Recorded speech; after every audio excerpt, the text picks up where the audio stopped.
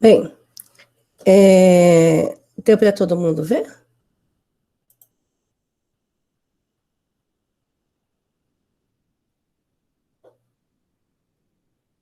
Tudo bem? Então tá. Então, eu vou explicar. O contexto histórico era final da Segunda Guerra Mundial, tá bom? E o Japão era o único país que ainda permanecia no conflito, né? Ele ainda permanecia no combate. Os Estados Unidos criaram uma rixa contra o Japão, tanto que a gente fala de concentração, campo de concentração nazista, mas também havia campos de concentração nos Estados Unidos. Os Estados Unidos promoveu o aprisionamento dos japoneses que viviam em território americano.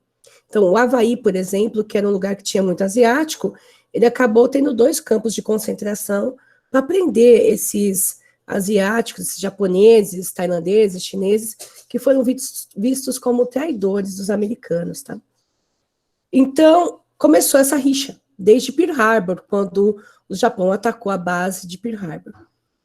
Então, quando o Japão não saiu da guerra, assim que a Alemanha e a Itália saíram, os Estados Unidos decidiram mostrar seu poderio armamentício, né? Um dos idealizadores da bomba foi o Albert Einstein, né? Ele que criou o mecanismo de explosão, que fez a criação de toda a ideia da fusão dos átomos, do enriquecimento do urânio, que possibilitou aquele tipo de explosão. Ele avisou o presidente norte-americano de que os alemães poderiam ter acesso a esse tipo de energia. Então, os Estados Unidos decidiu fazer a bomba. Então, no dia 6, os Estados Unidos atacam a cidade de Hiroshima, e 2 dias depois, no dia 8, eles atacam a cidade de Nagasaki, acabaram com a cidade, foram mais de 90 mil mortos, assim, no primeiro momento, e aí põe fim na Segunda Guerra Mundial, desculpa. Só que o conflito, ele não acaba ali. Vai nascer uma nova linha de conflito, que a gente vai chamar de Guerra Fria. E por que vai ser chamado de Guerra Fria? Porque não é uma guerra como a Segunda Guerra Mundial, em que eu declaro guerra a você, e atiro em você, e você atira em mim, e a gente faz grupo de amigos e um sai atirando no outro. Não. É uma guerra mais velada, sabe? Eu ataco você, você me ataca, mas sem deixar bem claro que nós somos inimigos. Então, o que eles vão fazer nesse momento? Eles vão começar a colocar países contra países, mas sem declarar uma guerra clara. Então, você vai ter a guerra do Vietnã, a guerra das Coreias, que depois eu vou falar um pouquinho sobre isso, tá? Cuba, e também eu vou falar um pouquinho sobre isso depois. Mas, basicamente, é um conflito que ele nasce aí, com a explosão das bombas em Hiroshima e Nagasaki. Até aí, tudo bem? Alguém tem algum questionamento a ser feito? Nada? Vocês estão todos vivos? Márcio, você está aí? Você quer dar uma palavrinha com o pessoal antes de eu continuar? Só dá boa tarde. Boa tarde, Marcinho. Você quer agregar alguma coisa aí, amigo? É só falar que dentro de um olhar mais de geografia, vai estabelecer uma divisão de espaço, né? De territorial, né? E quando você fala, só fazer um contraponto aqui, para deixar bem claros para eles também não verem os japoneses como um anjinho, que, coitados, sofreram o ataque da bomba, porque se perguntasse isso para um chinês na época ali, ele ia falar muito bem feito. Sim. Até Não para vamos eles esquecer entenderem essa questão de que na história não existe anjos e mocinho demônios, e não. bandido, não. Exatamente. O que Segue daí. você vai ter daí são governos totalitários, vamos lembrar, né? O governo japonês era um governo totalitário, né? Do Hirohito ali, era um imperador, não era bonzinho, já tinha invadido a Manchúria, já tinha invadido várias ilhas no Pacífico, né?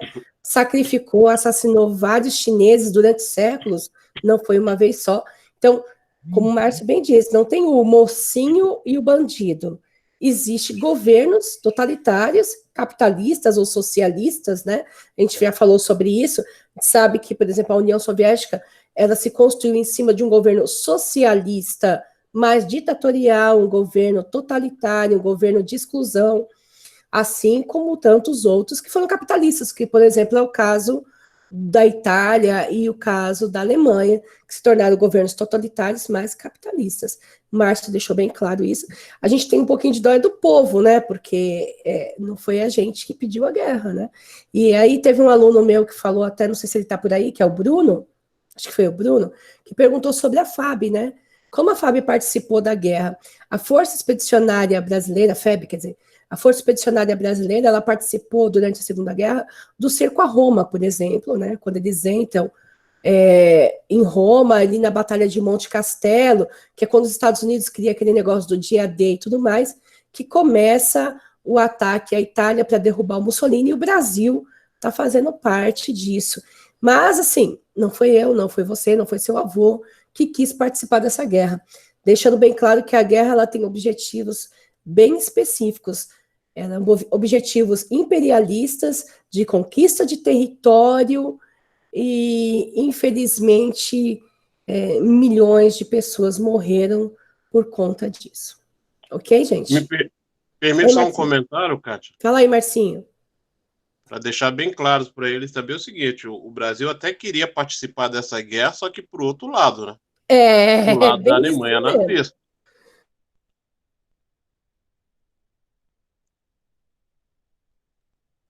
Aonde que já visto aí? Marcinho, não tá me ouvindo? A sua imagem sumiu, achei que eu não... Você não aí aguentou. Ficou em silêncio, eu não te ouvi. Ah, tá. Então, eu falei para eles na última aula que o nosso querido amigo Getúlio era parça, sim, dos alemães, né?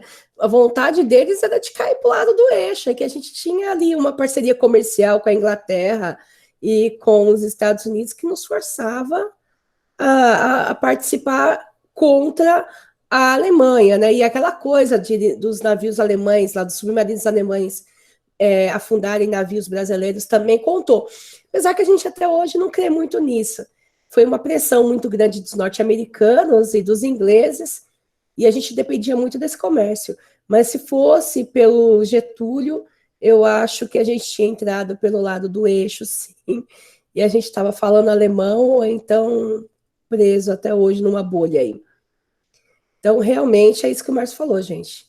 Infelizmente, o nosso país tinha uma raiz nazista, e hoje a gente tem aí esses neonazistas, né, fascistas, para comprovar isso. Quem é do 8º ainda não viu essa parte, mas saiba, o ano que vem a gente vai falar bastante disso, se eu estiver com vocês, né, espero que o meu amigo Márcio esteja lá comigo, mas a gente vai dar uma garibada a isso aí no ano do ano que vem, tá bom? E essa parte que o Márcio falou é isso mesmo. Houve uma divisão geopolítica, não é divisão física, né? Bom, em um caso vai ser uma divisão física, a gente vai falar disso depois. Mas não vai ser uma divisão física, é uma divisão geopolítica. E aí você vai criar 2 blocos mundiais, é o que vai ser falado depois. 2 blocos mundiais. De um lado, os países que apoiam o socialismo, regidos pela União Soviética, e do outro lado, os países que apoiam o capitalismo, regido pelos Estados Unidos. E essa divisão geopolítica vai criar o que a gente vai chamar de Guerra Fria, que é esse conflito de interesses e por zonas de influência, tá? Então você vai ter esse conflito em Angola, você vai ter esse conflito no Brasil, você vai ter esse conflito em Cuba, no México, na Ásia. Então são vários países que vão ter suas fronteiras aí divididas ideologicamente, não fisicamente, mas ideologicamente, por conta disso. Já a Alemanha vai ter essa fronteira dividida fisicamente. O que vai acontecer? A União Soviética é a primeira a chegar em Berlim, tá? O governo russo é o primeiro a chegar em Berlim. Tanto que se atribui aos russos um crânio que existe lá no Kremlin, né? Um crânio que seria do Hitler, com um tiro na cabeça. O próprio Stalin deu um prêmio para o soldado que trouxesse a cabeça do Hitler para ele, tá bom? Então, a União Soviética em si, ela tinha um rancor muito grande da Alemanha. Porque lembrem-se, eles, para quem não sabe, ainda o 8º ano que está aí, mas eles criaram um pacto chamado Ribbentrop-Molotov. Então, a Alemanha, ao criar o pacto e ao trair o pacto, deixou o Stalin, que já não era uma pessoa muito boazinha, irritado. Então, quando a União Soviética invade Berlim, a primeira coisa que eles fazem é caçar a cabeça do Hitler, e é por isso que o Hitler se mata, para não acontecer o que aconteceu com o próprio líder da Itália, lá, meu Deus, agora deu branco do nome do homem. Mas tá. Então, vocês devem lembrar, né? Quem é do 9º ano lembra. Então, o italiano, ele foi esquartejado, o Benito Mussolini foi esquartejado, colocado em praça pública, os pedaços e tudo mais, e o Hitler, com medo de que acontecesse, acaba cometendo suicídio num bunker. Então, o que é levado de Berlim para Moscou, é o crânio do Adolf Hitler. Essa ideia do ódio que a Rússia nutriu pela Alemanha, ela é uma ideia antiga, porque o primeiro a ser caçado, o primeiro grupo político a ser caçado pelo Hitler vão ser os comunistas, né? Os famosos comunistas, que depois aí eu vou pedir até para o Márcio entrar nessa comigo, explicar aí a diferença entre comunismo e socialismo e capitalismo. O pessoal tem uma mania de achar que existe país capitalista no mundo, né? O que existe são regimes socialistas totalitaristas, mas não o comunismo. E aí, o ódio que o Stalin, por exemplo, nutria pela Alemanha, se demonstrou na criação do muro. O que o Stalin vai fazer? Ele vai ordenar a construção de um muro no meio da Alemanha. Por que isso? Eles começam a acreditar, os governos, né, França, Inglaterra, Estados Unidos, a Rússia, eles acreditam que a Alemanha é um país perigoso, com um povo perigoso. Vejam que o povo apoiou a Primeira e a Segunda Guerra, a Alemanha não só estava envolvida, como ela deu o pontapé inicial para a maioria delas. Não, para a maioria não, para as duas. Não. Para a Primeira Guerra, ela ajuda o Império Austro-Húngaro a decretar a guerra, e na Segunda Guerra, ela mesma invade a Polônia, dando início à Segunda Guerra Mundial. Então, a Alemanha ela foi vista como um povo perigoso, como um país perigoso, de um povo perigoso. E, ao ver essa situação, esses países decidem, por melhor, dividir a Alemanha. Primeiro, eles vão dividir em 4 partes, tá? Então, é França, Inglaterra, Rússia e Estados Unidos. Cada um vai ficar com uma parte da Alemanha para controlar. Só que, no final, no frigir dos ovos ao final, ela foi dividida ao meio. Então, ficou a Alemanha Oriental, sob a julga e sobre o tratamento da União Soviética, e a Alemanha Ocidental, sob o jugo dos Estados Unidos, Inglaterra e França. Ok? O que começa a acontecer? Os Estados Unidos, a Inglaterra, elas vão passar a investir no lado ocidental da Alemanha. Vão colocar empresas lá dentro, vão colocar escritórios lá dentro, vão gerar empregos lá dentro. E a União Soviética vai castigar a Alemanha Oriental. Vamos nos lembrar, o Stalin não tinha nenhum carinho pela Alemanha Oriental. Nenhum carinho. Ele queria ver o país estraçalhado. Então, um controla, 3 países controlando um lado e um controlando o outro. Esse muro ele vai permanecer aí durante 21 anos. Tá? Ele vai de 1950 e poucos até 1980 e poucos. Então, ele vai durar aí anos até ele cair. O Muro de Berlim ele vai ser a estrutura física ou a divisão física desse mundo bipolar que o Márcio falou, tá? Então, o que vai ser chamado de mundo bipolar? Uma parte do planeta seria socialista e a outra parte capitalista. E é daí que vai surgir também o termo primeiro mundo, segundo mundo e terceiro mundo. O primeiro mundo seria os países capitalistas ricos. O segundo mundo seriam os países socialistas. E o terceiro mundo seriam os países capitalistas em desenvolvimento ou subdesenvolvidos, que no nosso caso o Brasil se encontrava na terceira, né?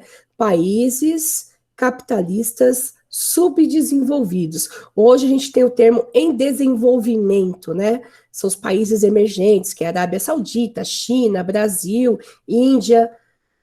Mas antes, essa divisão era nesses três aí, né? Era países de primeiro, segundo e países de terceiro mundo. Márcio, quer fazer algum complemento, geograficamente falando?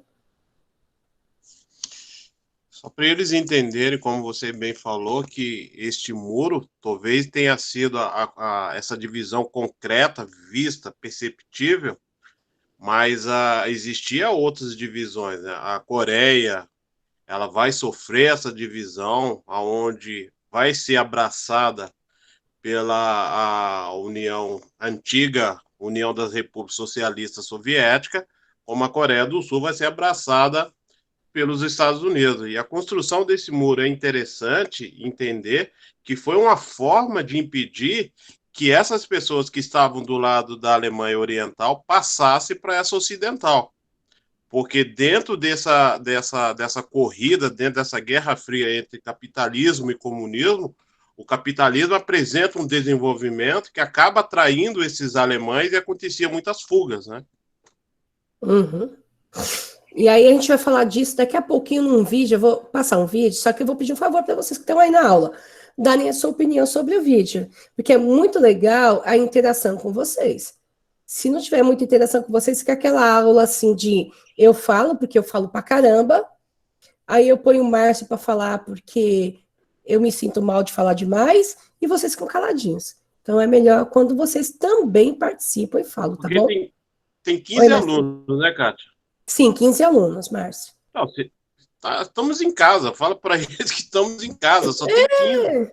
E só tem eu e o Marcinho aqui, não tem outros professores, é só nós mesmo, fica Então seria muito tranquilo. legal se eles falassem. Com certeza seria. Tem gente tentando aqui, só um momentinho, a reunião tá dando inexistente, deixa eu ver se eu consigo ajudar alguém aqui. Rapidinho, Márcio. A pessoa não tá conseguindo entrar, diz que a reunião não existe. Então a gente tá meio fora do mundo aqui, peraí. Deixa eu ver se eu mando um link de novo. Para ver se ele entra.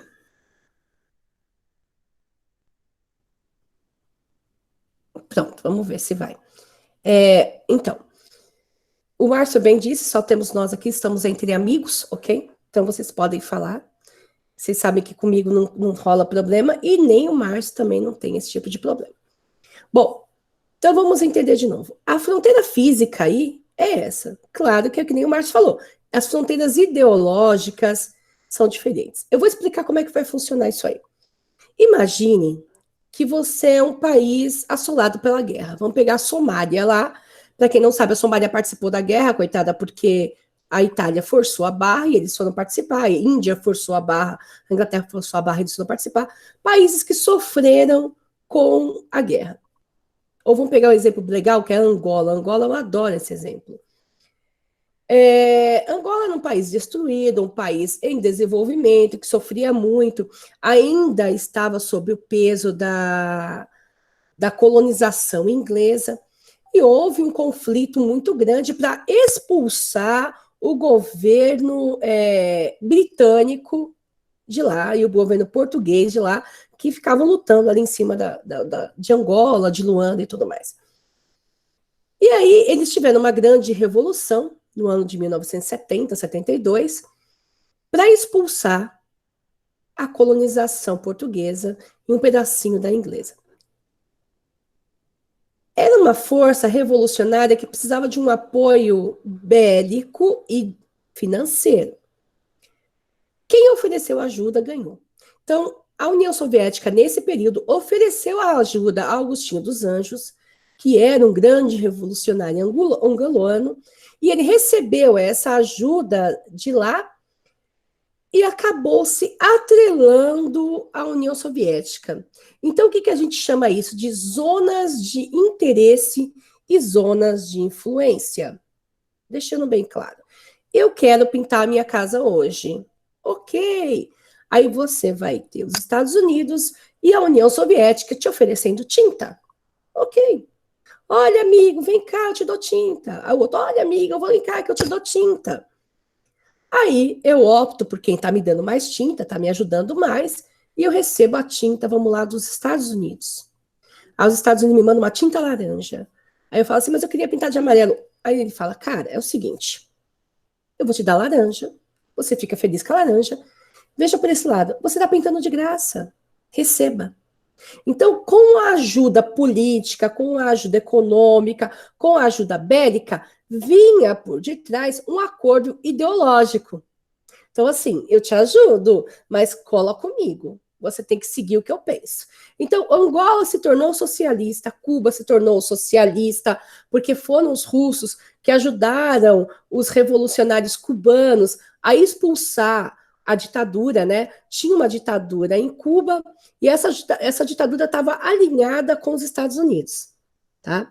Então, esse ditador que existia em Cuba, ele era pau-mandado dos americanos, ponto. E os revolucionários cubanos eram contra esse ditador. Então, o que os Estados Unidos fez? Os Estados Unidos mandou arma para que o ditador derrotasse os revolucionários. A União Soviética mandou arma para que os revolucionários derrubassem o ditador. Como os revolucionários ganharam, logo o governo implantado foi um governo socialista atrelado à União Soviética. Entenderam? A mesma coisa vai acontecer com a Coreia. A mesma coisa vai acontecer com o Vietnã. São países que vão ter a sua estrutura rachada ideologicamente por conta desses conflitos que não acontecem ali dentro, na verdade, estão acontecendo em outros países, né? Então, é o que eu falei, Guerra Fria. Os Estados Unidos e a Rússia tentaram se matar? Não. Eles se odiavam. Mas nenhum jogou uma bomba no outro, graças a Deus, porque na época já tinha bomba nuclear, o negócio ia ficar feio. Mas eles usavam essa ideia, essa estratégia de colocar um contra o outro. Vocês vão ver isso no Iraque, vocês vão ver isso no Irã, né? Esse bombardeio que teve na Síria, né? O governo sírio é um governo ditatorial, ponto. Os Estados Unidos não quer que esse governo se mantenha, porque esse governo não negocia muito bem com os Estados Unidos, entendeu? Eles são mais atrelados à União Soviética, ou no caso, hoje em dia, a Rússia. Então, os russos deram armas para o governo. Não, minto, ao contrário. Os Estados Unidos deu arma para os rebeldes, não, para os governos, e a Rússia deu armas para os rebeldes. Então, a guerra na Síria, ela é bancada financeiramente por russos e americanos. Todos interessados no quê? No petróleo. É imperialismo falando. Chinês. Então, também. Você vai notar que países capitalistas aí vão lutar pelo controle de áreas de estratégia. Chineses, japoneses. A China hoje em dia é muito mais, né? Porque a China hoje está ganhando um dia danado, né, Márcia? Com a exploração, né? É verdade. Muito. O que ela perdeu lá com o Japão, ela está tirando a onda agora, né? É interessante falar para eles, Kátia, em cima disso que você está falando, que quando eles verem essa linguagem, geografia, tipo nova ordem mundial ou ordem mundial, é essa relação dessa Guerra Fria, dessas duas potências, aonde de alguma forma existia um equilíbrio de influência, aonde era muito bem delimitado de um, eu vou usar o termo respeito, mas por falta de palavra no momento, mas de um medo, como você falou, da bomba nuclear, né? Você vai falar de cinema, eu só queria falar de um cantor que é muito mal interpretado.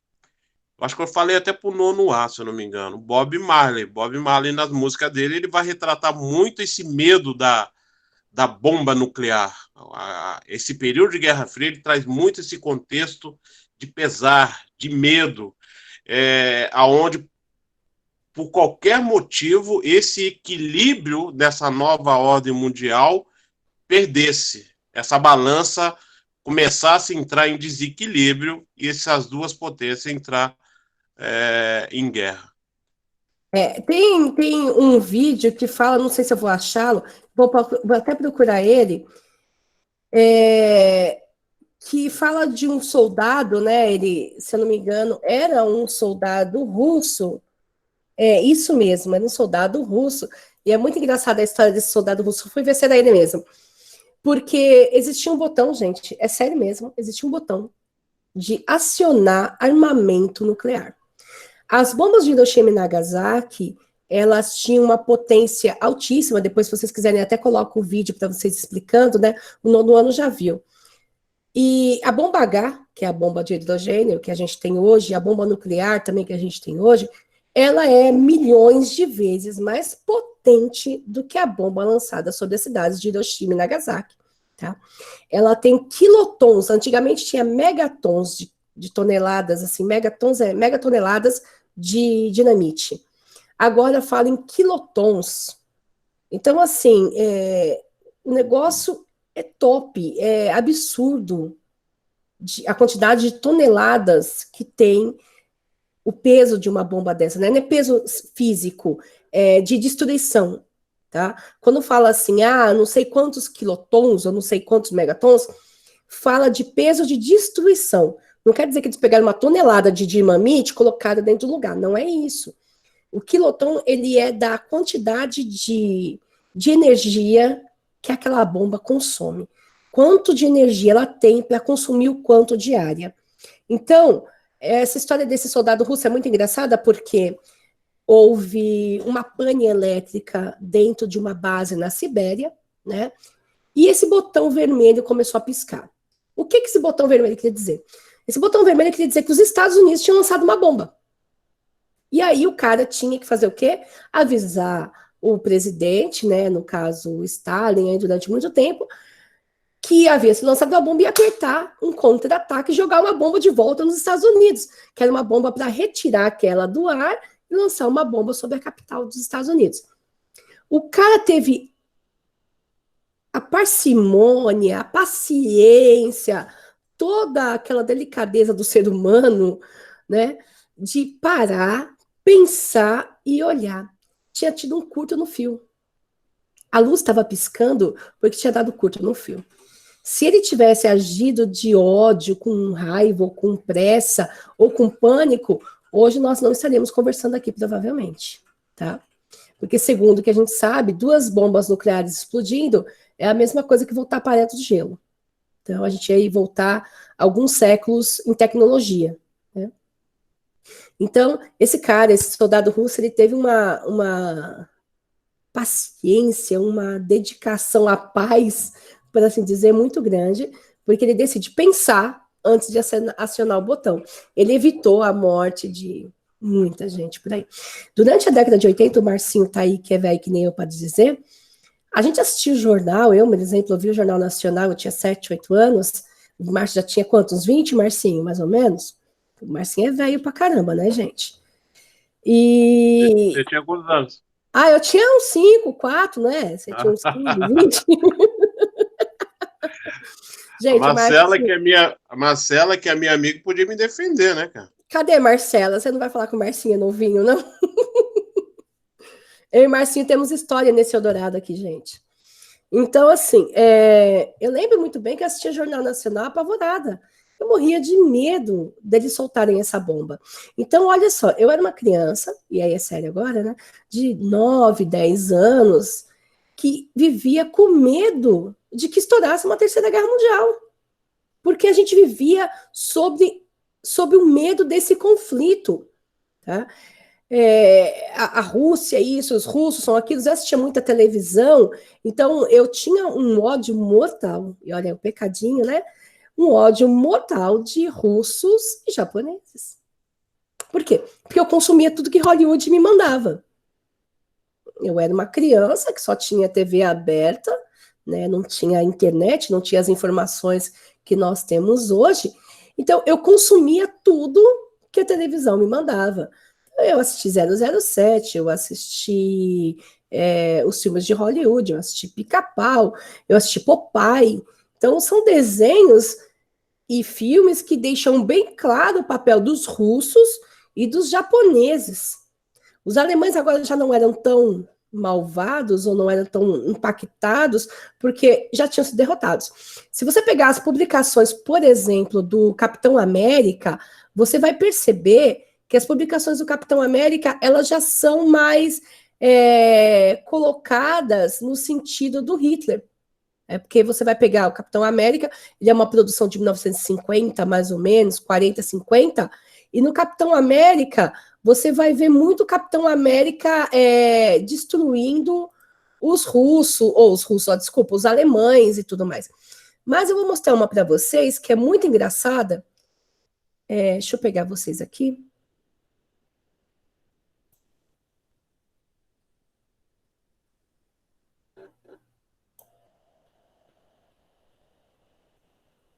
Olha essa imagem, não sei se está dando para vocês verem. Eles criaram um inimigo. Essa aqui é a revista do Phantom, né, do Fantasma, e eles criaram um inimigo. Esse inimigo usava boina, esse inimigo era mau. Você vai ver esse inimigo, ele está entre pessoas que não são da etnia deles. Ó. Se você olhar aqui atrás, eu não sei se vocês conseguem perceber, mas são asiáticos que estão aqui atrás, olha só, tá? Só que esse cara que está aqui na frente não é asiático, mas ele lembra alguém. Quem ele lembra? O Che Guevara. O Che, ele foi um guerrilheiro cubano, tá? Que lutou contra o capitalismo aí dos Estados Unidos, em favor do socialismo. Ele era médico, ele treinou na África, tá? E depois ele levou a guerrilha para dentro de Cuba. Mas criaram um inimigo no Phantom com a cara do Che Guevara. Mesmo o personagem não sendo o próprio Che Guevara, tá? É muito engraçado essa história aqui, ó, é a revista do Fantasma, tá? É muito engraçado. E aqui no Capitão América, se vocês puderem ver, eu não sei se vocês já perceberam, a cor da bandeira dos Estados Unidos, alguém já olhou? A roupa do Capitão América é a cor da bandeira dos Estados Unidos. Se você pegar o histórico do Capitão América, o Capitão América era um menino franzino dos Estados Unidos, bom e inocente, que se tornou um herói. Eu não sei para quem assistiu o filme, mas viu que o cientista que criou o Capitão América era um cientista alemão. Então, o alemão tinha a técnica, mas não havia um alemão que ele conhecesse que fosse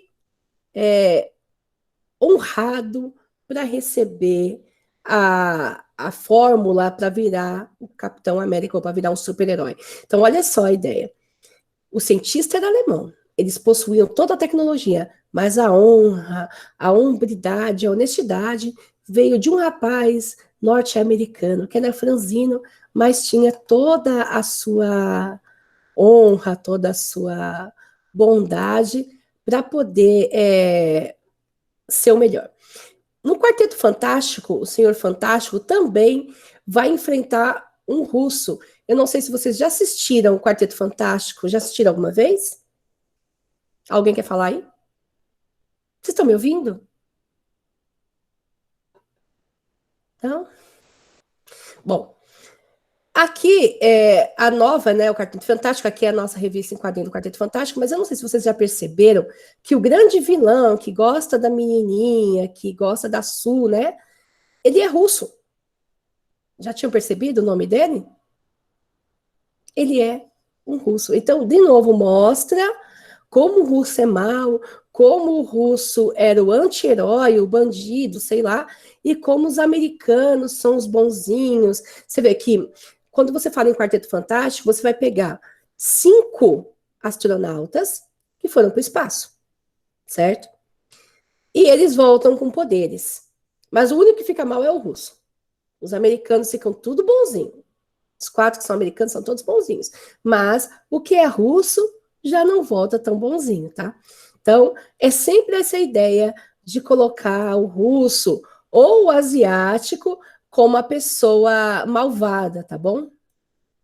Então, isso vai permear tudinho. Aqui é uma outra que eu acho muito engraçada, se a Luísa estiver vendo, ela vai surtar. A ideia do Tarzan, né? O homem branco que vai salvar a África. Porque ninguém na África é capaz, né? Se não tiver um homem branco para defender os animais lá, ai meu Deus. Esse é o Tintim. Tintin também é outro que me incomoda, né? O Tintin, ele é um cara que faz expedições a vários países, e ao chegar na África, ele vai tratar os africanos como monstros, como animais e aquelas coisas básicas da vida, né? Alguém tem alguma dúvida? Quer perguntar algo?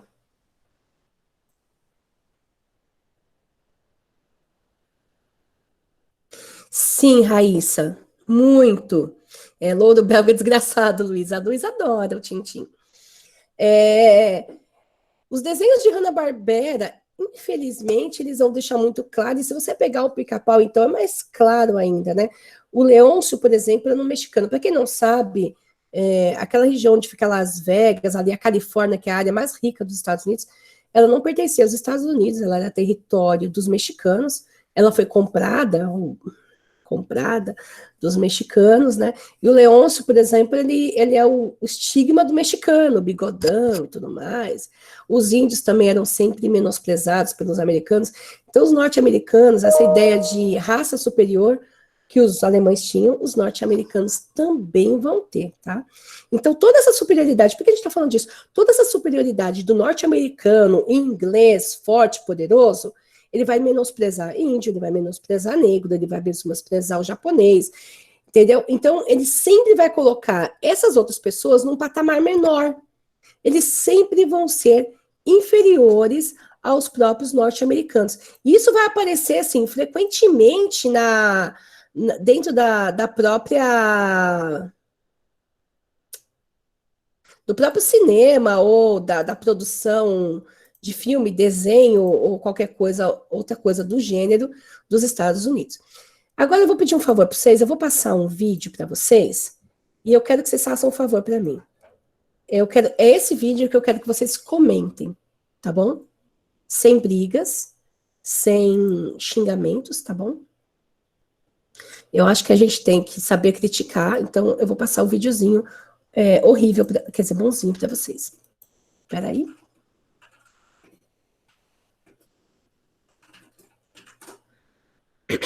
Não me batam.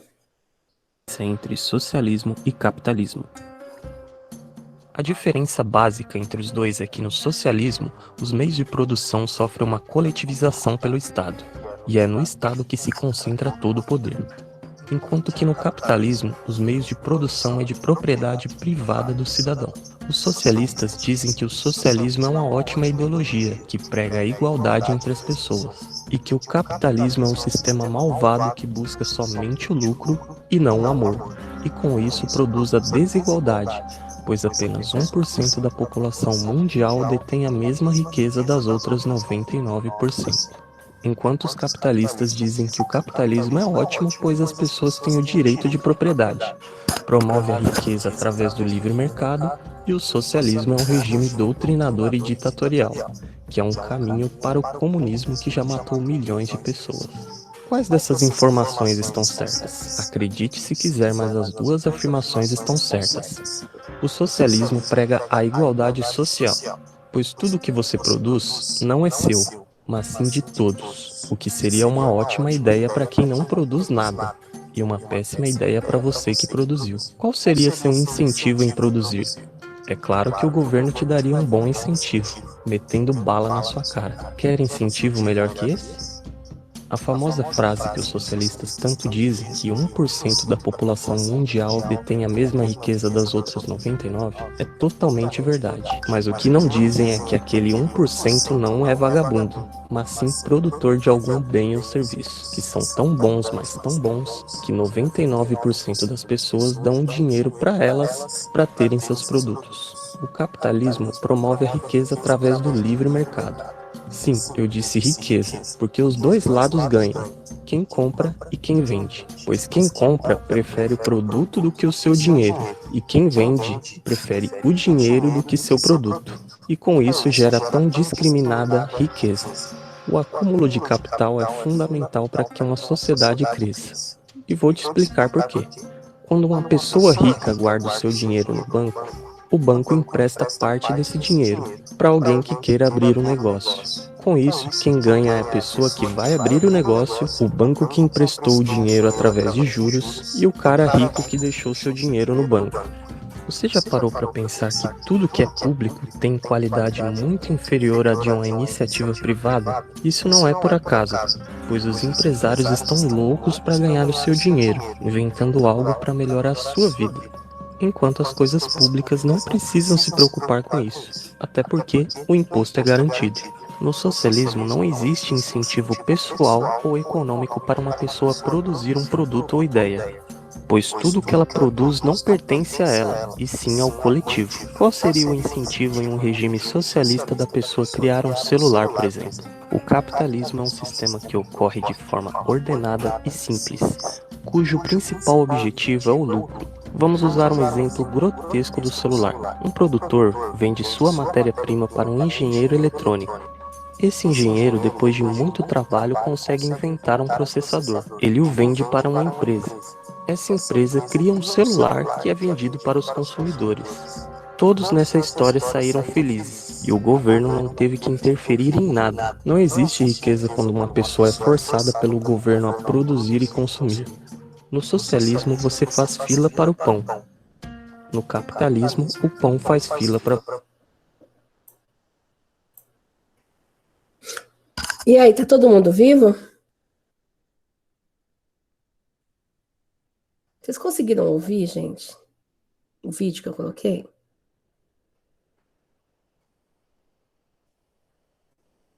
Ok. Nicole. Ok. Alguém quer comentar o vídeo? Eu acho o vídeo muito legal. Eu falei assim, vocês podiam fazer críticas. É um vídeo de propaganda escrachada para o capitalismo, tá bom? É uma defesa extraordinária do capitalismo, uma crítica ferrenha ao socialismo. Para vocês verem que a Guerra Fria não acabou, ok? Ela só não tá com uma arma apontada para tua cabeça, mas a guerra ideológica da Guerra Fria continua. Quantas vezes vocês viram aí no Facebook? Tava discutindo um assunto com um amigo meu aqui sobre a aula, kkk, enquanto eu via. Marcela. Vamos lá. O vídeo, Luísa, fala o seguinte, fala que o socialismo ele não deu certo porque não tem uma livre concorrência, as pessoas não se sentem entusiasmadas para produzir, entendeu? E aí as pessoas não produzem. Cadê a felicidade no socialismo? E que o capitalismo não, ele tem uma felicidade, você fica feliz em dar seu dinheiro em troca de algo que você queira consumir. Só que não fala que quem está ganhando mesmo com isso é o grande empresário e o povo só está se lascando para pagar. Então, é um vídeo muito interessante que eu vi esses dias. Eu falei, vou passar para as crianças para que eles deem uma olhada nos argumentos. Não são argumentos toscos, tá? Se você for prestar atenção, por que muita gente compra a ideia de que o capitalismo é um paraíso? Porque existem pessoas que pensam assim e vendem a ideia como esse cara vendeu. Aí eu vou passar um outro vídeo para vocês terem uma ideia diferenciada do capitalismo no panorama de outra pessoa. Espera aí um pouquinho só. Vamos lá?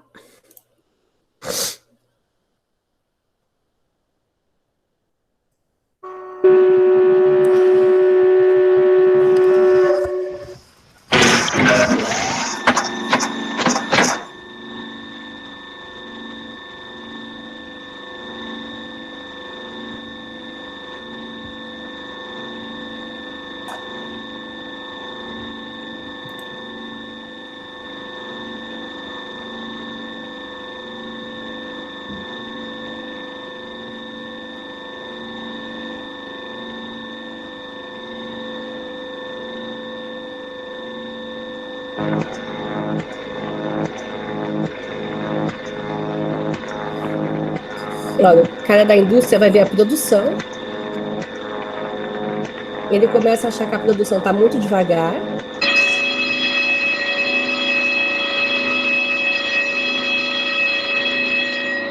Sección 5, aumente velocidad a 4.1. Aumenta a velocidade a 401.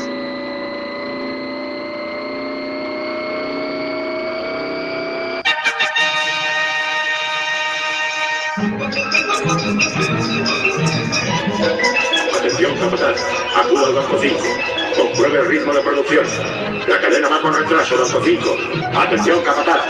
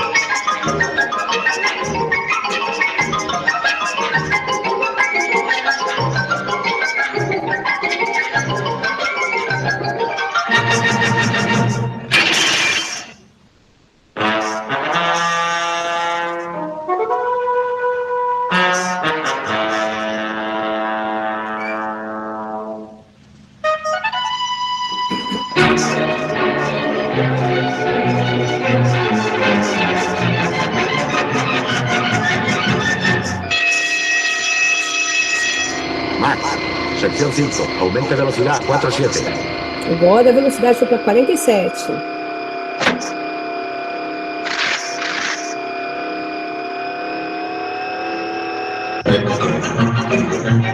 Phoenix on Perkins.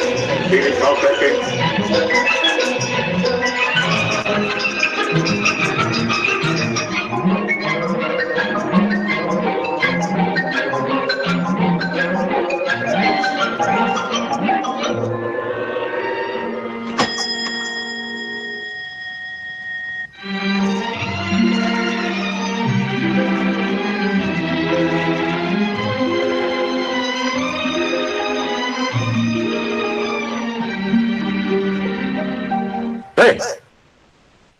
No pierdas tiempo. Vuelve al trabajo.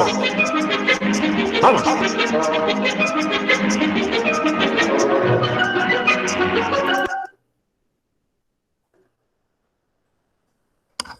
Bom, gente, para quem nunca ouviu falar, esse aí é o Charlie Chaplin, tá? Esse filme se chama Tempos Modernos, né? E ele faz uma crítica aí ao sistema de produção capitalista. Por quê? Qual é a ideia? Quanto mais a pessoa trabalha, mais lucro a empresa tem. É o que o Karl Marx vai chamar de mais-valia, tá? O lucro do empresário, ele sai do tempo de trabalho do trabalhador. Esse sistema que vocês viram aí é chamado de Fordismo. Quanto mais você produz, melhor. Então, você tem aí duas ideias do capitalismo diferentes, né? Você tem uma ideia daquele primeiro vídeo que eu passei, capitalismo é uma coisa maravilhosa, que vai gerar bens para todos e tudo mais, e a ideia do capitalismo malvado, que vai forçar a pessoa a trabalhar até não aguentar mais. Então, a partir daí, vocês vão tirar suas próprias conclusões, tá bom? E o que ele disse no vídeo também é correto. O socialismo é um sistema de governo onde a economia ela está presa ao Estado. O Estado é que governa, o Estado é dono de todos os bens, o Estado é quem garante a sobrevivência de toda a população. E lembrando, o comunismo que Karl Marx defendeu não existe. O comunismo que Karl Marx defendeu é o famoso comunismo utópico, que é onde não existiria mais governo, não existiria mais ricos e pobres, e todos produziriam e todos se beneficiariam. Que é uma coisa que não vira, né? Quando a pessoa compra um iPhone 7, ela quer mostrar para a pessoa que tem o 6. Quando ela compra o 8, ela quer mostrar para a pessoa que tem o 7. Então, infelizmente, nós somos um grupo de humanos, aí o ser humano é um grupo que é muito complicado para se viver dentro de um regime comunista. O que rola com o socialismo? O socialismo, querendo ou não, para ele ser implantado, ele se usou de ditaduras, seja em Cuba, seja na União Soviética, seja na Coreia, seja em Angola. Esse socialismo ele vai se usar de ditadura para se manter no poder na maioria das vezes. Por isso que o pessoal fala comunismo, né, essas ditaduras socialistas, quando na verdade elas não são bem assim. Marcinho, quer falar alguma coisa? Deixar bem claro para eles que até pela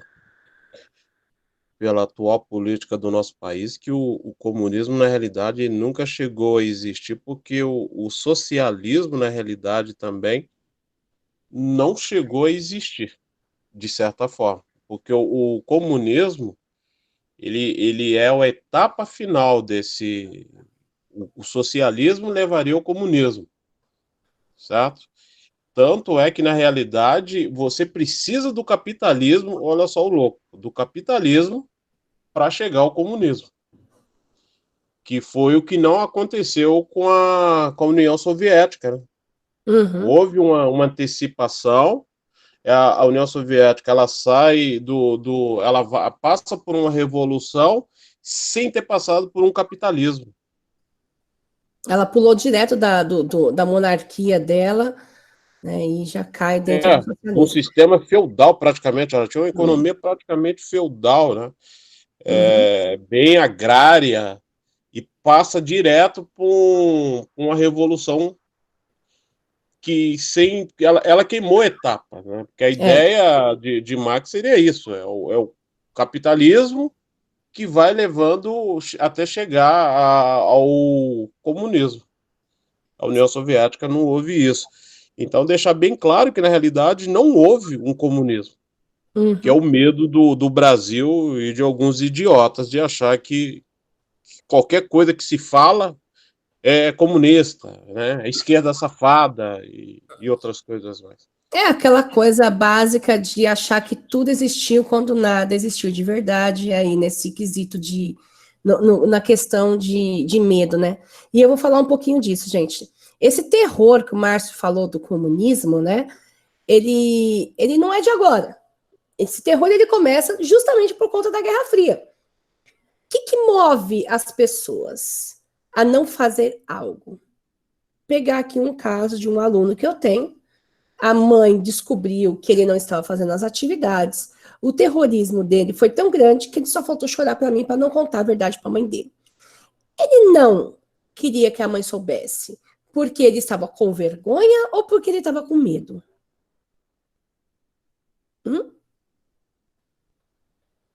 Gente, estão acordados? Medo, querido professora. Medo, Marcinho. Meninas, vocês estão dormindo. Medo, gente. O medo.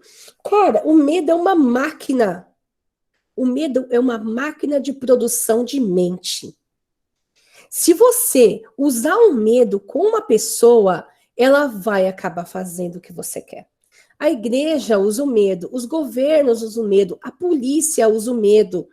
Então, infelizmente, eu não sou boazinha porque eu quero ser boazinha. Eu sou boazinha porque eu tenho um cagaço.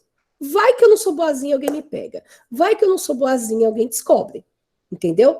Então, o governo norte-americano, ele vai usar o medo, que é uma arma poderosíssima para você garantir a sobrevivência, no caso aí, das ideias capitalistas norte-americanas. Vamos entender também que, cara, o capitalismo norte-americano é um capitalismo ferrenho.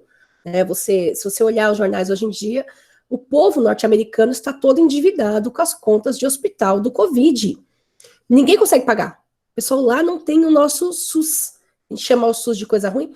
Eu estou muito feliz com o SUS. Porque lá o pessoal sai do hospital e sai com uma conta. É melhor morrer em casa. Pegou Covid, você está falido. Você não está morto, está falido. Então, o sistema capitalista norte-americano, ele é muito mais ferrenho do que você vai ver na Alemanha, do que você vai ver na Itália, do que você vai ver na Bélgica, do que você vai ver na Noruega, na Dinamarca e até mesmo no Brasil, tá? Então, eles precisavam aumentar a sua área de influência. Por quê? Vamos entender o que é o ciclo do capitalismo.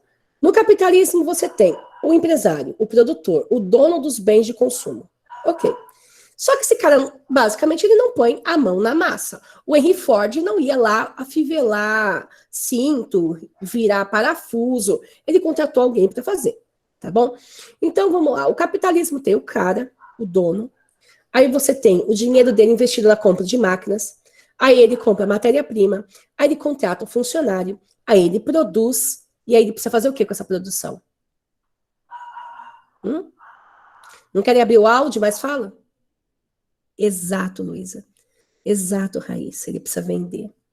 Não adianta eu produzir milhares de pentes num país de carecas. Eu preciso de mercado de consumo. Então, o capitalismo, ele necessitava de mercados de consumo. Agora, imagina se o planeta se tornasse socialista. O que acontecia com toda a produção, por exemplo, vamos pegar um exemplo dos Estados Unidos, aonde eles iam enfiar toda a produção norte-americana? Se todo mundo decide ser socialista. Não, a gente agora vai comprar só da indústria do país, a gente vai nacionalizar a indústria. O que aconteceu em Cuba, por exemplo, foi isso. Eles nacionalizaram as indústrias cubanas. O que é nacionalizar, gente? Ó, eu tenho uma indústria, não é lojinha não, eu tenho uma indústria de sapato. Eu sou dono da Piccadilly, ok? E eu produzo milhões, milhares de pares de sapato. Nacionalizar a minha indústria, o que é? O governo vai tomar conta da minha indústria. Eu deixo de ser a dona e é o governo que vai contratar, despedir, fazer o pagamento, vender a minha produção e usar o lucro para investir em educação, para investir em polícia ou para investir no bolso deles, dependendo do governo, ok? Então, nacionalizar a indústria é isso. Agora, imagina você pegar a Ford aqui no Brasil e o cara fala, ó, vou nacionalizar a Ford. O Henry Ford vai adorar, né? Ó, vamos nacionalizar a Volkswagen. Vamos nacionalizar a GM. Vamos tirar do dono e vai ser do governo do país. Então, o socialismo aí, ele era visto, então, como um grande monstro para o capitalismo. Por quê? Porque é necessário o mercado de consumo, é necessário o lucro, é necessária a propriedade privada. Dos pilares aí do capitalismo é a propriedade privada. Eu tenho a minha casa, você tem a sua, eu tenho a minha empresa, você tem a sua, eu tenho mais que você, contrato você para trabalhar para mim, pronto, acabou. Essa é a base. Quando você tira a propriedade privada e você passa a propriedade para o poder do governo, que é a ideia do socialismo, você tira o lucro, você tira a famosa lei da oferta e da procura.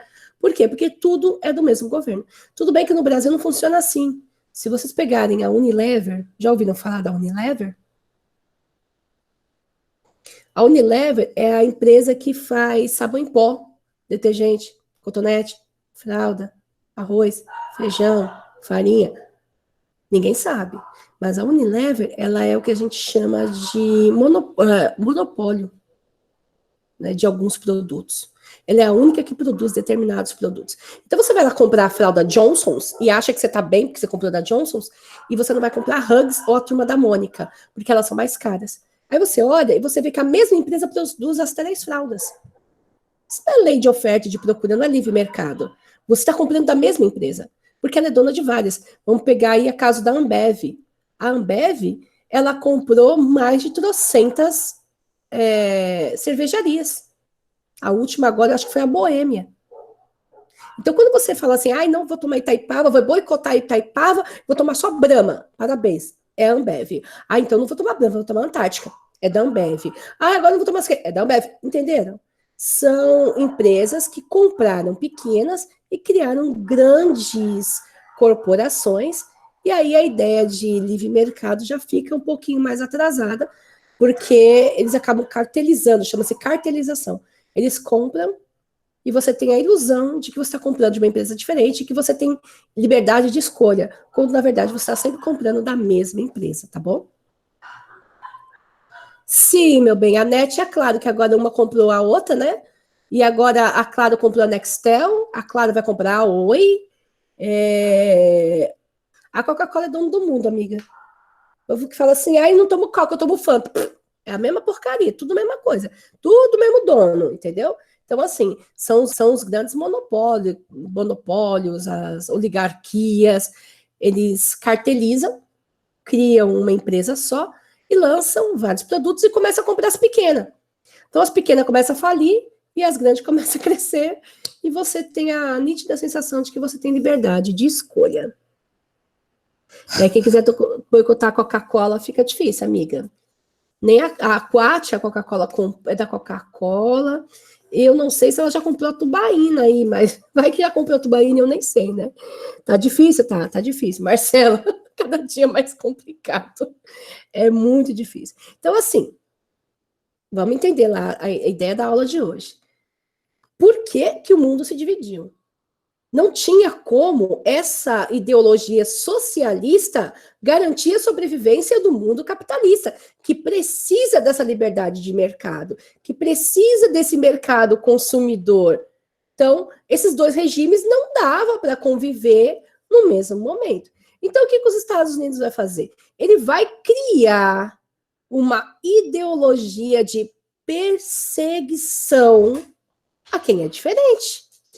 Vai começar a menosprezar e criar ideologia de maldade das pessoas e de ruindade. Vou mostrar uma cena de um filme para vocês. Vocês vão entender bem do que eu tô falando. Gente, se eu encher muito o saco, vocês sabem que vocês podem falar e falar, Kátia, eu não quero ver mais isso. Tudo bem? Deixa eu pegar aqui. Esse aqui é top. Muito, muito bom. Assistam, depois a gente comenta. Today, the Soviet Union has officially entered professional boxing. The This is not just an exhibition fight. This is us against them. He would like to compete against anyone who's qualified. Drago is the most perfectly trained athlete ever. Whatever he hits, he destroys.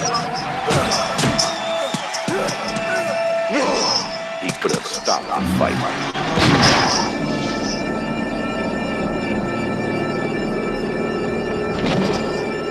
He could have saved his best friend's life. Pessoal, antes de continuar, vamos perguntar. Quem é o bonzinho e quem é o malvado nesse filme? Vamos lá. Quem é o bonzinho? O Schwarzenegger, o Stallone ou o cara que tá lutando contra o Stallone? Vamos lá, o Rock é o bonzinho ou o Rock é malvado?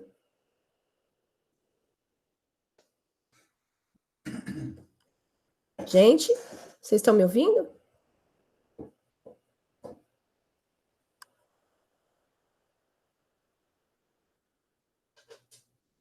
Acho que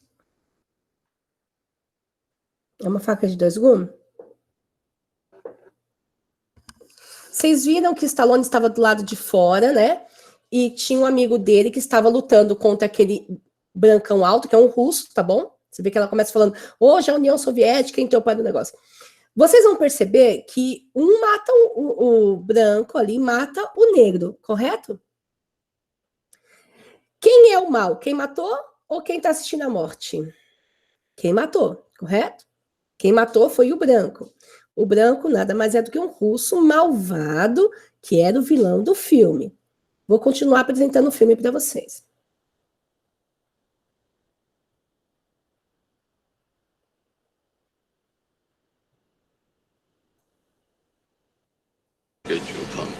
But now, the one thing he can't do is walk away. Has the fight date been set yet? December 25th. Where? It's in Russia. Are you nuts?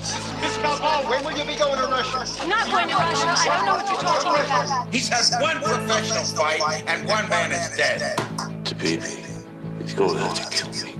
Why can't you change your thinking? I'm a fighter. You can't win!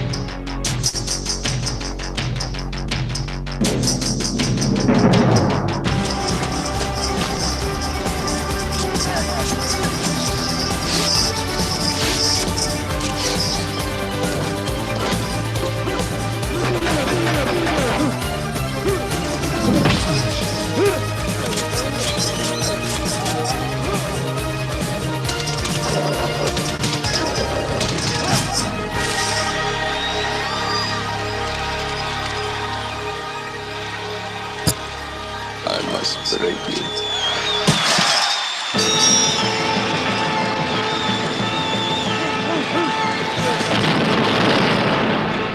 Rocky IV.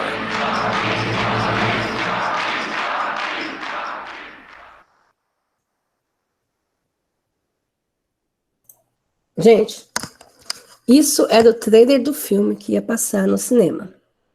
Isso mesmo, Marcela. Você vê o russo treinando, não sei se vocês perceberam, o russo estava treinando umas máquinas, vocês viram?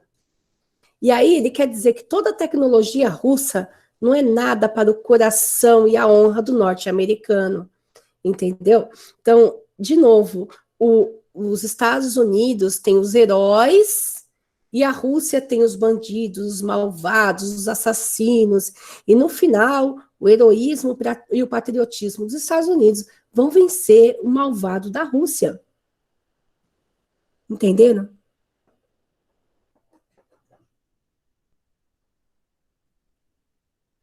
Convencidos e assim, né? E ganhando, né?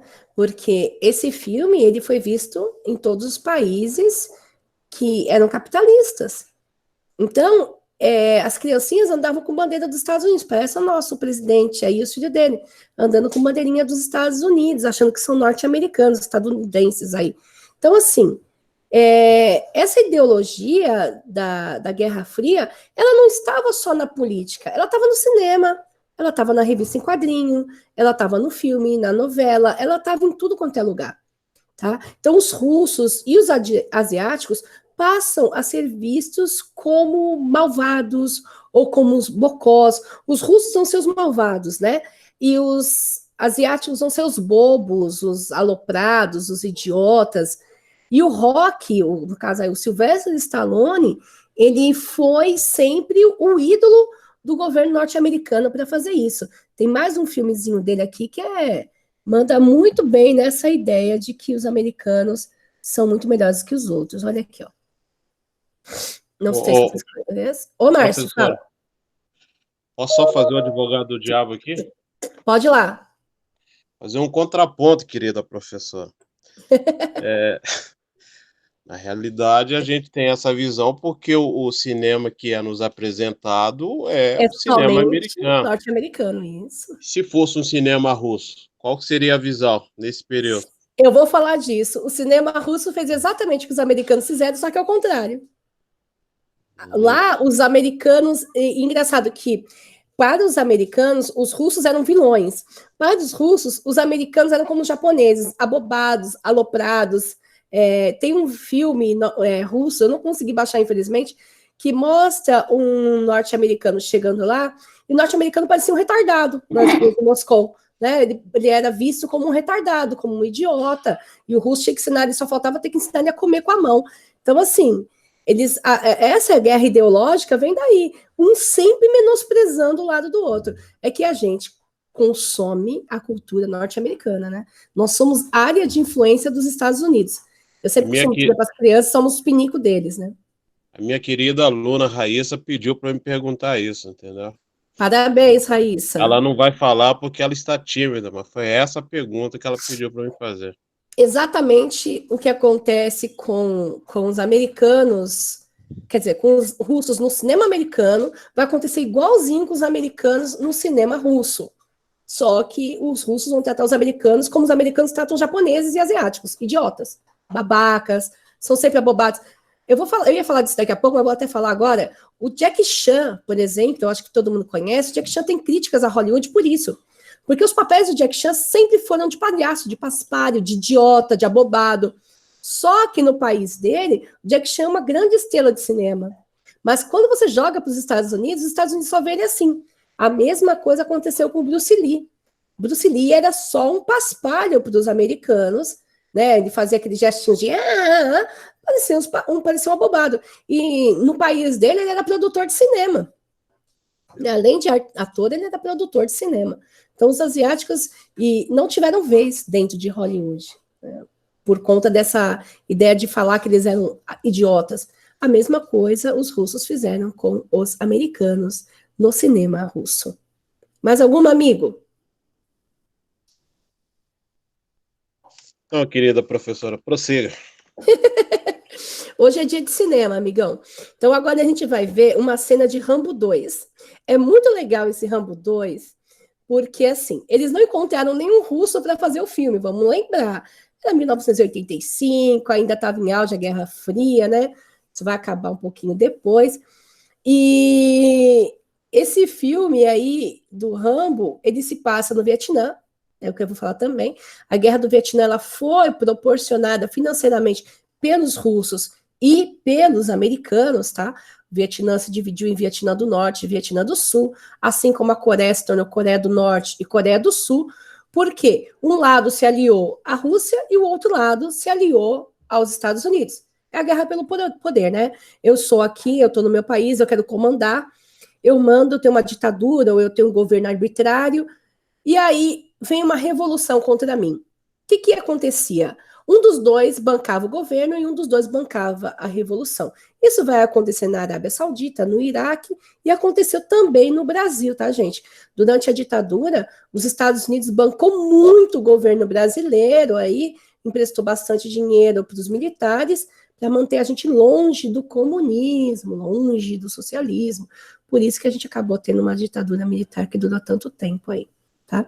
Então, cena do Rambo 2, Guerra do Vietnã, tá bom? Em tese, quem tinha que estar torturando o Stallone era um russo. Só que não tinha um ator russo, então o que vocês vão ver é um ator alemão tentando ser um ator russo, ou tentando ser um personagem russo. É até engraçado porque ele se perde um pouquinho no sotaque dele, dá umas encarcadas no alemão, tá bom? Mas olha só como o norte-americano é bom e como o russo é malvado.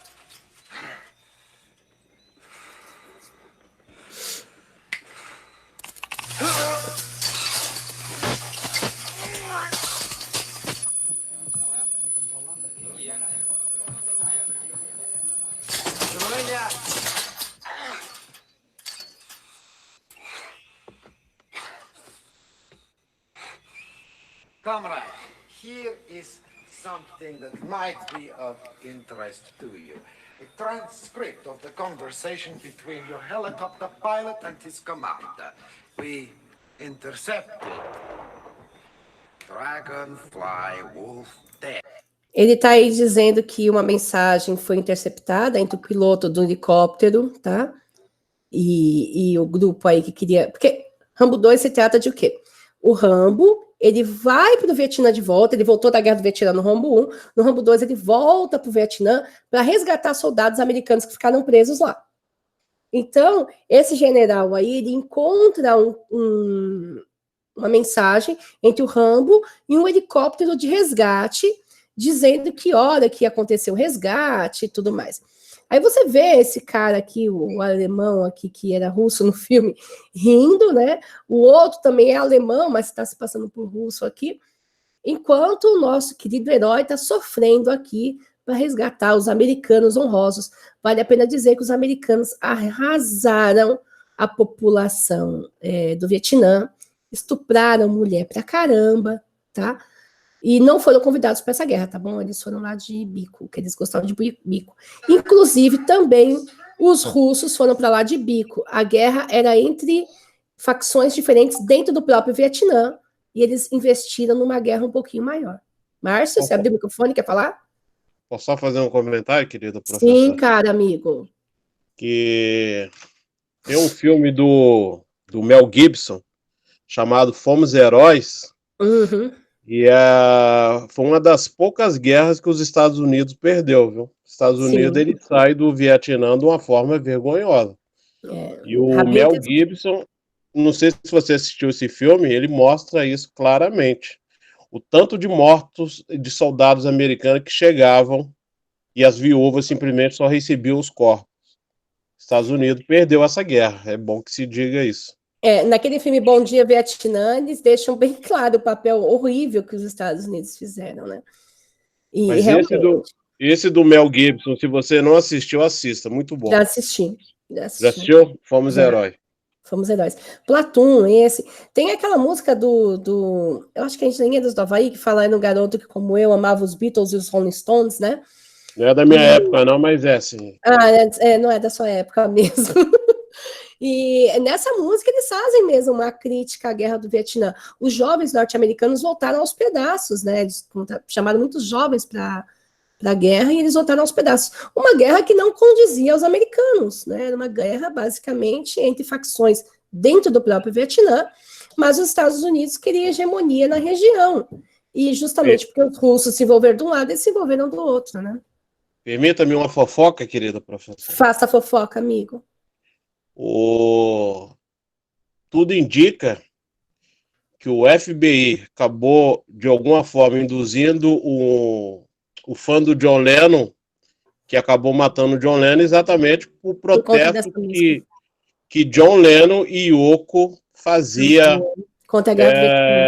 lá no quarto, no edifício Dakota, onde ele pregava faça amor, não faça guerra, que era uma crítica a essa guerra do Vietnã. E o FBI já estava de saco cheio do John Lennon, e dizem as más línguas que possivelmente ele tenha induzido aquele fã do John Lennon, que era sofrido de doença mental, a matar John Lennon. Dentre os casos tristes do FBI, porque o FBI foi criado dentro de uma ideia triste, né? O FBI ele foi criado justamente para caçar comunistas, para quem não sabe aí, gente. Ele tinha o objetivo do macartismo, que acho que não vai dar mais para falar sobre isso hoje, porque já são 6, 7 horas, né? Mas o macartismo, ele tinha uma cartilha para caçar prender, torturar e matar pessoas que eram acusadas de comunismo. E o John Lennon e a Yoko Ono foram acusados de comunismo, né? Assim como o nosso querido aí, o Charlie Chaplin, para quem não sabe, ele também foi acusado de comunismo. Esse filme dele, aí, Tempos Modernos, e algumas declarações que Chaplin deu ao longo da vida, fizeram com que o governo norte-americano acusasse ele de doutrinação comunista. Foram retirados todos os bens do Chaplin, ele foi expulso dos Estados Unidos e passou o resto da sua vida na miséria na Inglaterra, por conta disso. Muito tempo depois, acho que 20 anos depois da sua morte, 10 anos depois da sua morte, é que aquela filha dele, a Geraldine Chaplin, conseguiu reaver a honra do pai dela e os bens que o pai dela tinha perdido durante esse período da Guerra Fria. Então, o macartismo ele foi usado pelo FBI aí como cartilha, né? E aquela prisão de Guantánamo lá em Cuba foi utilizada justamente para torturar, matar as pessoas que eram contra os ideais norte-americanos, né? Mais algum amigo?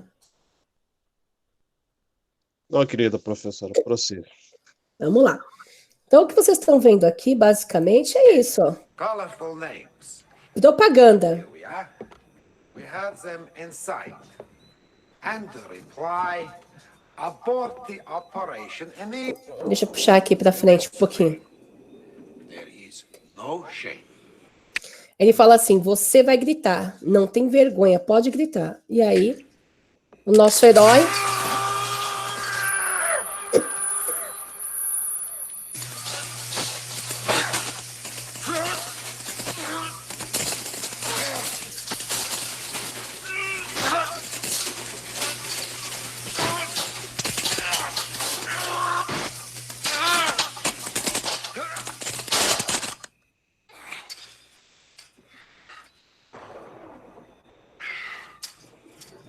Strong, very strong.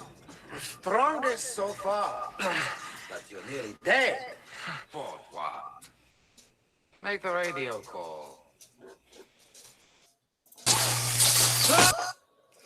Então, gente, nesse momento aí, o que ele fala é o seguinte, você é forte, você é muito forte, mas você vai morrer pelo quê? Pelo que você está morrendo? Entendeu? Então, deixando bem claro de novo, você está morrendo pelo sistema capitalista norte-americano, ele estava morrendo pelos Estados Unidos. É o patriotismo de novo, né? É uma crítica? Não é crítica não, eles eram assim mesmo, Luísa. Não era uma crítica, era o espírito norte-americano de fazer a coisa.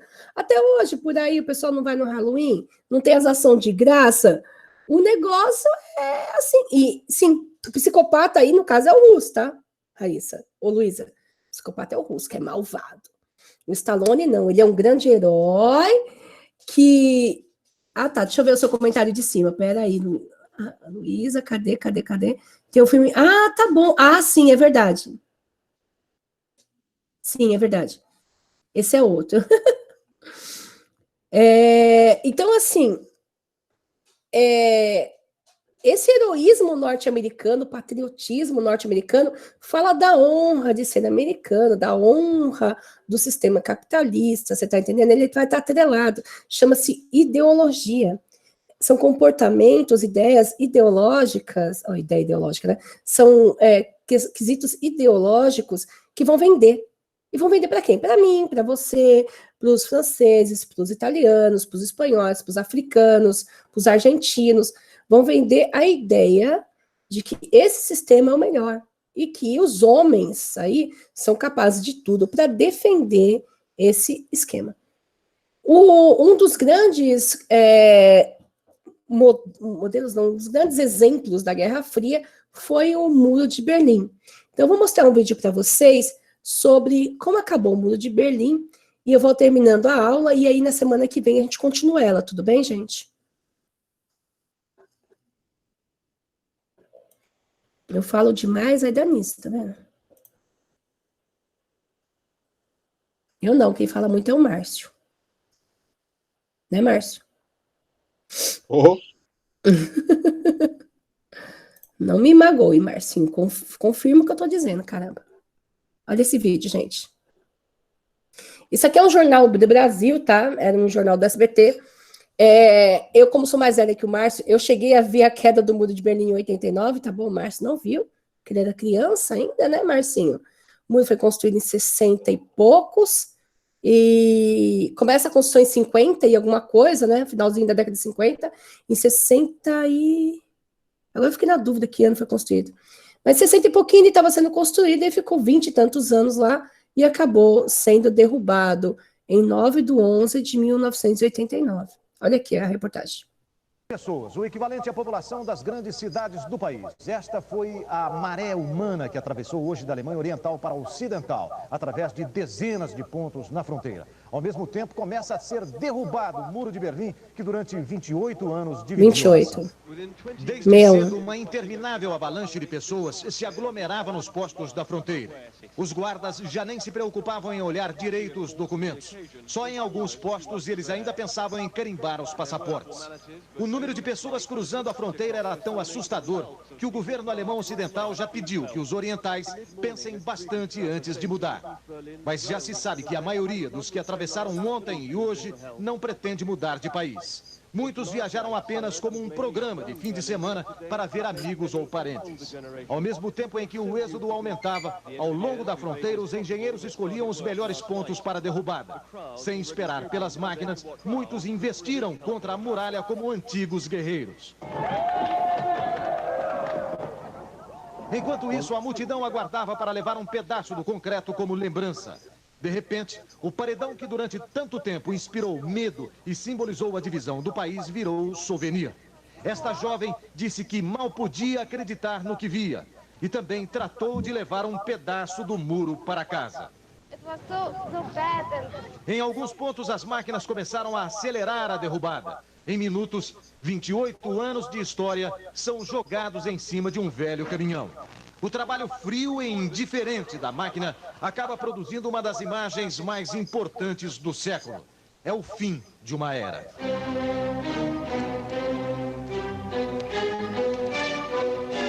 O governo da Alemanha Ocidental está preparando um programa de ajuda econômica de emergência ao lado comunista. Os orientais querem esta ajuda, mas já avisaram que não aceitam discutir uma questão: a reunificação da Alemanha. O chefe do governo alemão ocidental, Helmut Kohl, conversou hoje pelo telefone com Egon Krenz, o presidente do lado oriental. Kohl disse que a ajuda econômica está condicionada a reformas fundamentais na Alemanha comunista.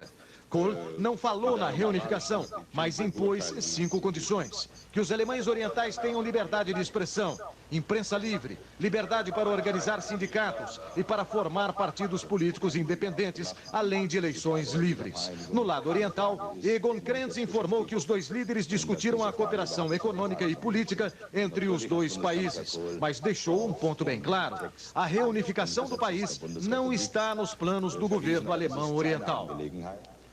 No fundo, há muito de hipocrisia nessa questão que envolve a reunificação das duas Alemanhas. Ela, na verdade, não interessa às potências que derrotaram a Alemanha na Segunda Guerra Mundial, inclusive as chamadas lideranças do mundo livre. Uma Alemanha única e mais forte mete medo nos governos da França, Inglaterra e até dos Estados Unidos e da União Soviética. Derrubar um muro, sim, mas unir as duas Alemanhas é mais complicado.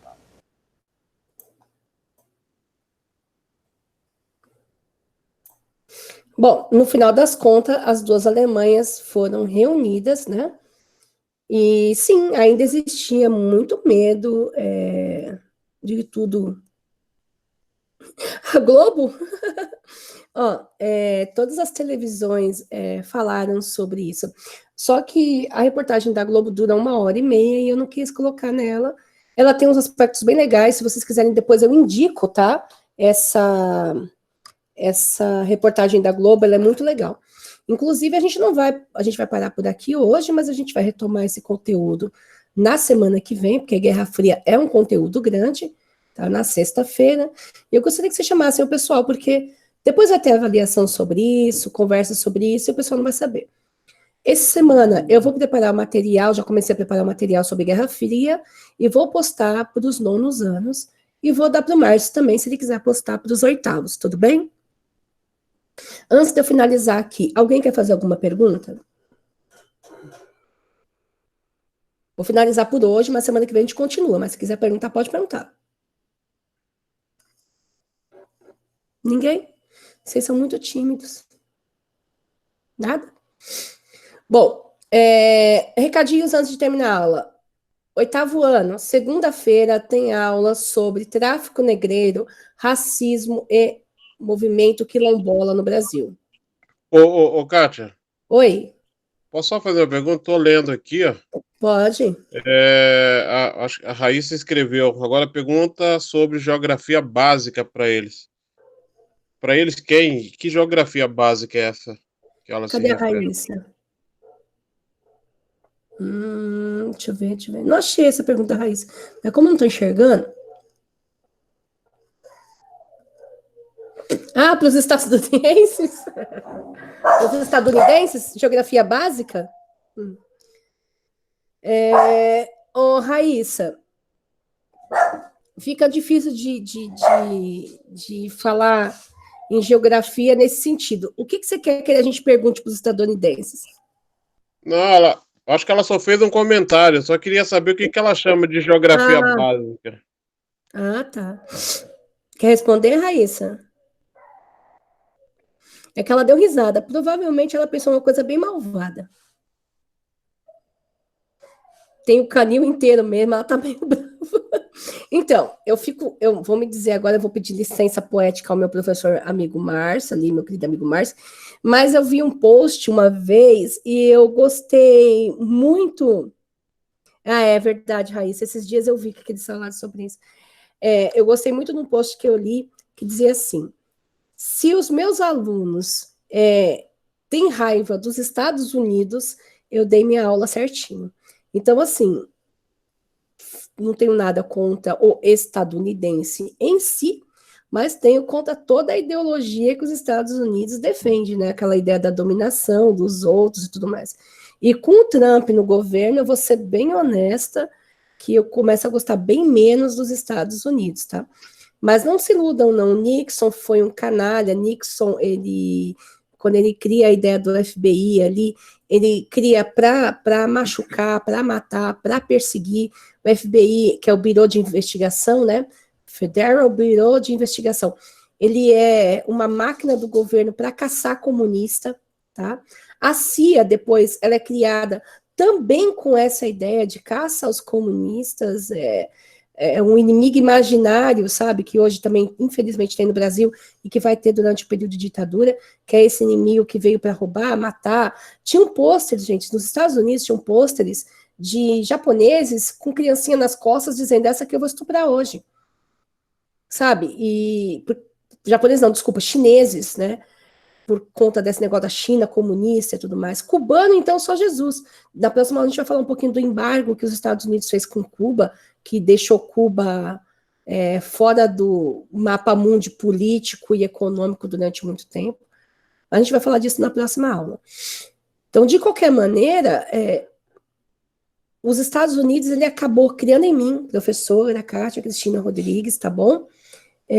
Uma raiva muito grande da maneira como ele manipula os outros países, tá? Inclusive para fazer guerra. O 11 de setembro, por exemplo, aquela ideia toda do Bin Laden, e também o presidente do Iraque que foi assassinado, agora deu branco o nome dele, você lembra, Márcio? O presidente iraquiano que foi acusado de armas químicas. Saddam, né? Saddam que foi acusado sem prova nenhuma, até hoje não acharam as benditas das armas químicas, mas o Saddam pagou por isso com a própria morte, tá? Então, o jeitinho norte-americano me incomoda. Marcinho, quer falar alguma coisa para finalizarmos? Finalizar dizendo o seguinte, que você terminou legal com a queda do Muro de Berlim, dizer principalmente para os alunos do 8º que estiverem presentes, que a partir desse momento vai estabelecer uma nova ordem mundial, onde já não é mais dessas duas potências tendo a hegemonia do mundo. Você vai ter ali os países da Europa, como França, Alemanha, Inglaterra e a China, onde essa ordem mundial vai ter outros atores. Os Estados Unidos continua sendo a maior potência bélica, mas já não é a potência econômica sozinha.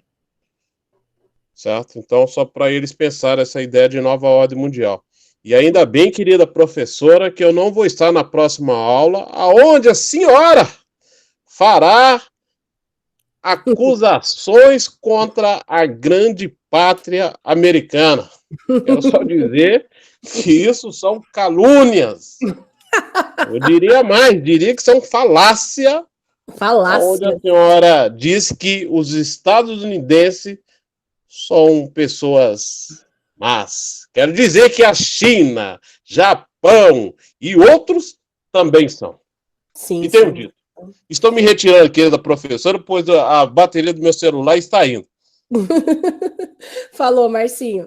Gente, então, ó, para a próxima aula, 8º anos na segunda, os 9º anos na sexta que vem, a gente dá continuidade ao tema Guerra Fria. Como o Márcio bem falou, a parte da geografia do Márcio, ela não vai pegar só esse período, vai pegar desse período até hoje. Por enquanto, a gente está lá nas raízes da Guerra Fria, o que motivou essa questão. E depois a gente entra nesse novo mundo aí, multipolarizado, porque aí não é jamais bipolar, é o mundo multipolarizado desses mercados emergentes, como a Arábia Saudita, Brasil, Índia, Paquistão, que vão começar a aparecer como influencers aí da economia mundial. Tudo bem? Alguma pergunta antes de irem? Não? Então, beijos a todos vocês. Ouvi dizer que a menina fez intercâmbio e diz que lá eles comem com garfo sem faca. Onde é isso, Jesus? Senhor Jesus. Bom, gente, até mais. Se precisarem de mim, estou lá no Whats, no Classroom. Não esqueçam de entregar as atividades. Quem não fez a prova ainda, façam. Beijos para vocês. Tchau, gente.